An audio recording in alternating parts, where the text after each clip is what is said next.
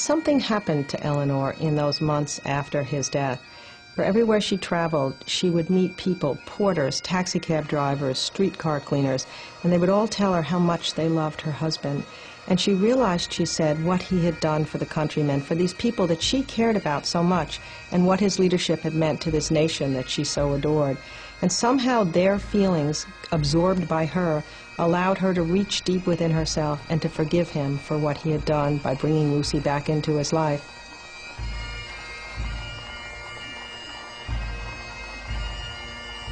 There would be no state funeral for Franklin Roosevelt.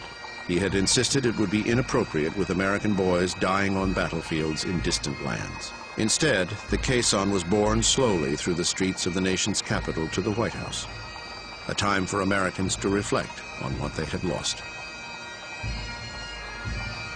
He was a soldier of freedom and a soldier of democracy who died fighting for that cause.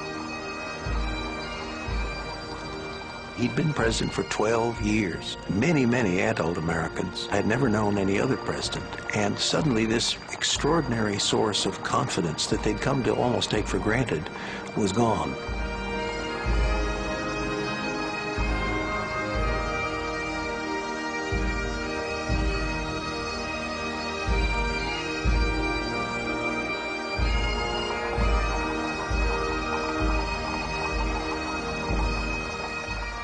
The reaction to his death went beyond the loss of a wartime leader.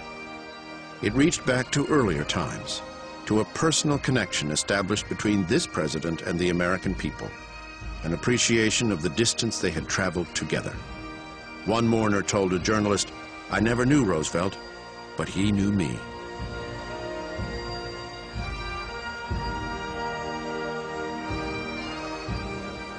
People held up signs. He got me a job. He saved my home. And on a boxcar in Denver, somebody had chalked on the freight train, "Roosevelt is my friend." And that's what a great many Americans had come to feel as a result of programs that provided help for the unemployed, because of the fireside chats, a sense that there was an intimate friend that they had in the White House.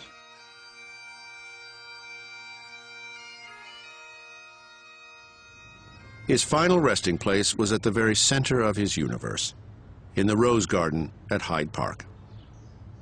Escorting Eleanor was the new president, Harry Truman.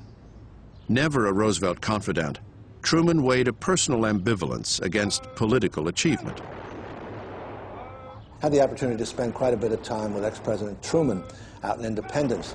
And one night while we were having a drink, I said to him, "What did you really think of Franklin D. Roosevelt?" There was a long pause. And then he said, "Inside, he was totally cold. He didn't care for you or me or anyone else in the world, but he was a great president. He brought America into the 20th century."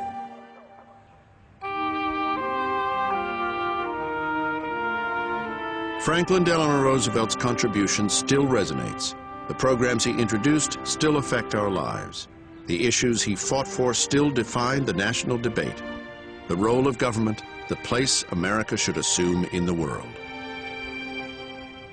Franklin Roosevelt richly deserves to be understood as one of the very few great leaders in American political history. Indeed, I would say his stature is second only to Abraham Lincoln's. Lincoln held the Union together and freed the slaves, two great achievements. Franklin Roosevelt wrung lasting, beneficial, institutional reform out of the Great Depression, and he won World War II. On his journey, Franklin Roosevelt never lost faith in the great American experiment. He laid out an optimistic vision of a compassionate society committed to prosperity and genuine equality.